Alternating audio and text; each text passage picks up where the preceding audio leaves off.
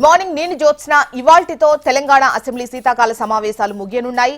HILT policy core urban ఏరియాపై ఇవాళ సభలో చర్చిస్తారు. ఇక మధ్యాహ్నం అసెంబ్లీలో కృష్ణా గోదావరి జలాలపై మంత్రి Uttam Kumar Reddy power point presentation ఇస్తారు.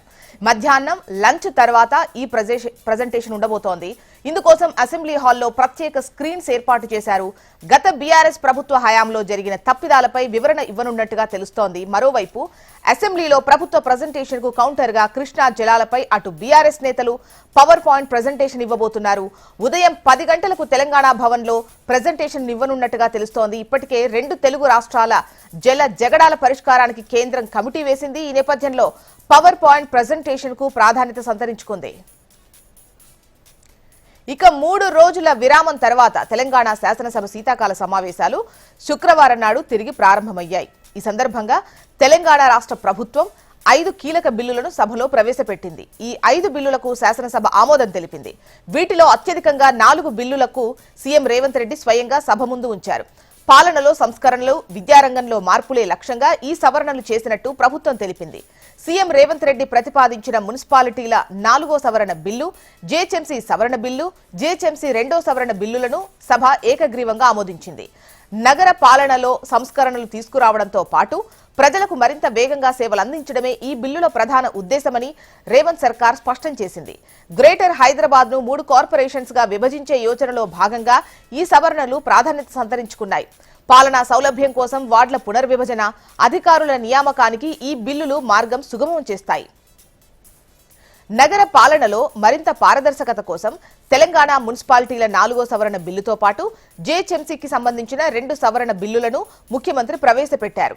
ఇవి స్థానిక సంస్థల అధికారాలు, పరిపాలనా విధి విధానాలను మెరుగుపరచడానికి ఉద్దేశించినవిగా చెప్పారు.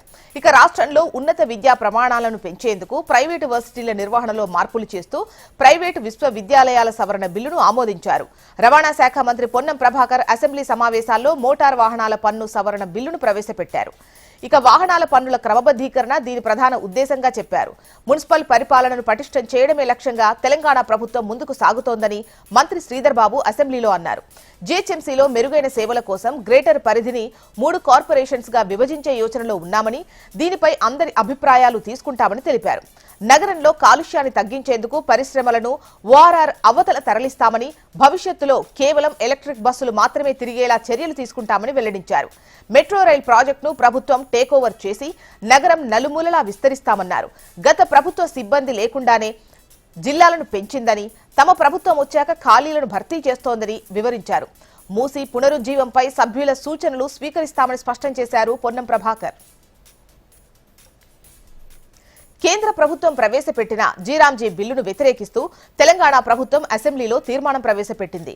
నిరుపేదల అభ్యున్నతి, వారి ఆర్థిక పరిస్థితుల ఎదుగుదల కోసం తెచ్చిన ఉపాధి హామీ చట్టాన్ని పునరుద్ధరించాలని డిమాండ్ చేసింది.